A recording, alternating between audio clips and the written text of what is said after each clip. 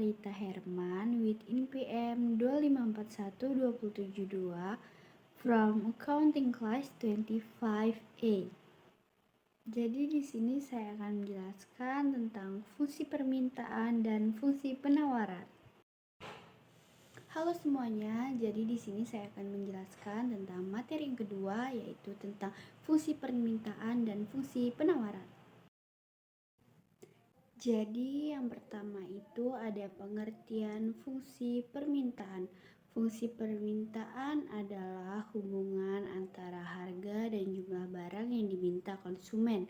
Fungsi permintaan akan menunjukkan hubungan yang berlawan atau berbanding terbalik.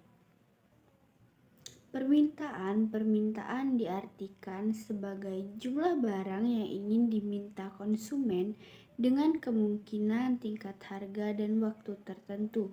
Permintaan muncul jika pembeli memiliki keinginan untuk membeli barang dan jasa dengan kemampuan untuk membayarnya. Selanjutnya ada hukum permintaan. Hukum permintaan berbunyi, bila harga barang naik, maka jumlah permintaan akan menurun. Sedangkan apabila harga barang turun, maka jumlah permintaan akan naik. Selanjutnya ada jenis-jenis fungsi permintaan. Jenis-jenis fungsi permintaan dibagi menjadi dua. Yang pertama ada berdasarkan jumlah permintaan. Berdasarkan jumlah permintaan ada permintaan individu dan permintaan pasar. Yang kedua ada permintaan berdasarkan daya belinya. Permintaan berdasarkan daya belinya ada permintaan efektif, permintaan potensial, dan permintaan absolut. Selanjutnya ada faktor-faktor fungsi permintaan. Faktor-faktor fungsi permintaan dibagi menjadi 6. Yang pertama ada harga barang atau jasa.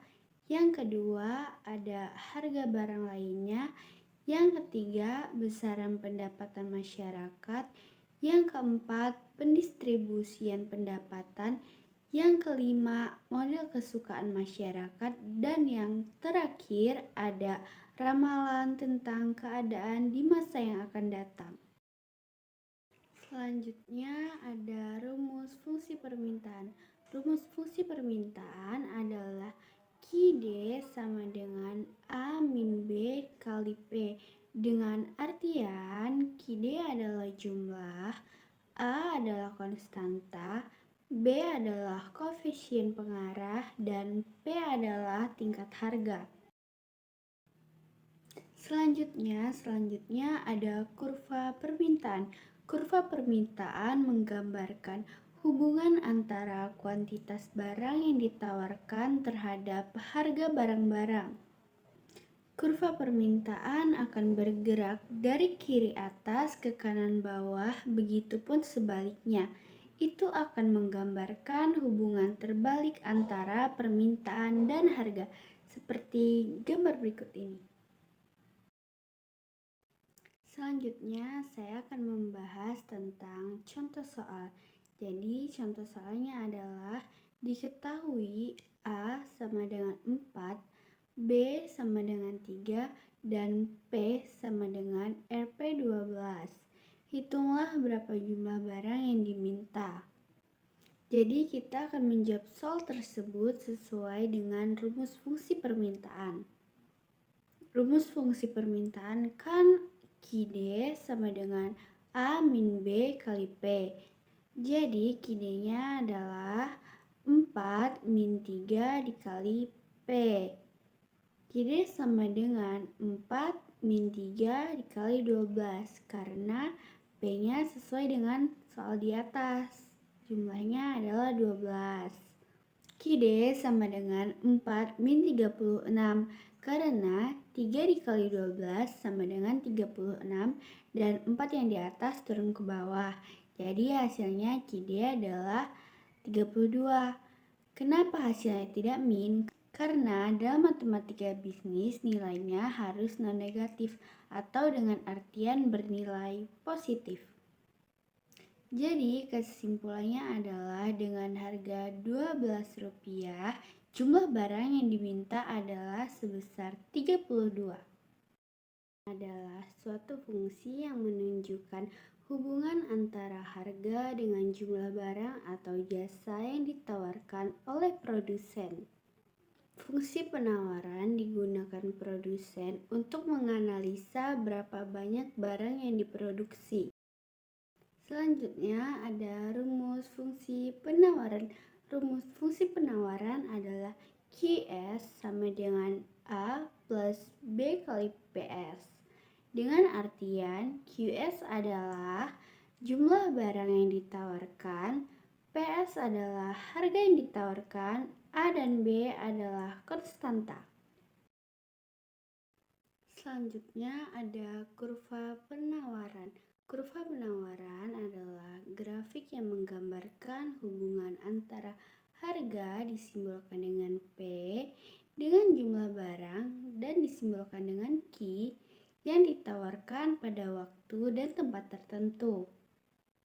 Penggerakan kurva penawaran yaitu dari kiri bawah ke kanan atas, baik harga dan penawaran artinya positif, seperti gambar di atas ini. Selanjutnya ada hukum penawaran. Hukum penawaran berbunyi, jika harga naik, maka penawaran akan naik. Dan apabila harga turun, maka penawaran juga akan turun. Selanjutnya ada faktor-faktor penawaran. Faktor-faktor penawaran dibagi menjadi 5 jenis. Yang pertama ada harga barang. Harga barang merupakan faktor utama untuk kecil besarnya penawaran. Semakin tinggi harga barang, maka penawaran akan semakin tinggi. Yang kedua ada jumlah penjual atau produsen.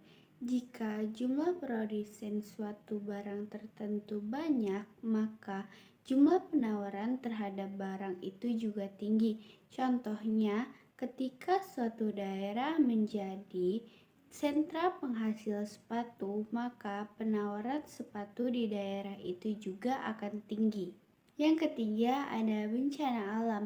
Situasi ini akan berpengaruh pada penawaran daerah penghasil suatu produk. Daerah yang terkena bencana alam, maka jumlah produksinya juga akan menurun. Yang keempat ada harga barang pengganti. Barang pengganti biasanya menjadi alternatif barang utama yang ditawarkan produsen ke konsumen. Biasanya hal ini terjadi ketika harga barang utama meningkat. Contohnya, seperti saat harga kopi meningkat menyebabkan harga barang penggantinya seperti teh terlihat lebih murah. Penjual pun akan lebih banyak menjual teh ketimbang kopi. Yang kelima ada biaya produksi. Hal ini berkaitan dengan proses produksi seperti biaya bahan baku, gaji pegawai, bahan penolong, dan lainnya. Saat biaya produksi meningkat, maka harga barang itu akan naik. Akibatnya, produsen akan menawarkan barang produksinya dalam jumlah sedikit. Selanjutnya ada jenis penawaran. Jenis penawaran dibagi menjadi 2. Yang pertama ada penawaran pasar. Penawaran pasar adalah jumlah total dari penawaran barang atau jasa yang telah dilakukan oleh seluruh penjual pada tingkat harganya. Yang kedua ada penawaran perorangan, yaitu sejumlah penawaran barang atau jasa yang dilakukan oleh masing-masing produsen terhadap sebuah tingkat harga. Selanjutnya ada contoh soal. Jadi contoh soalnya adalah diketahui penawaran suatu barang ditunjukkan oleh persamaan QS sama dengan min 3 plus 2P.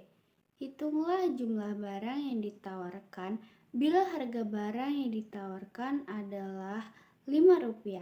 Jadi jawabannya adalah QS sama dengan min 3 plus 2P dengan P sama dengan 5, yaitu harganya.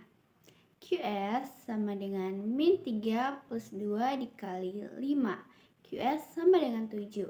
Karena 2 dikali 5 hasilnya 10, kurang 3 jadinya 7.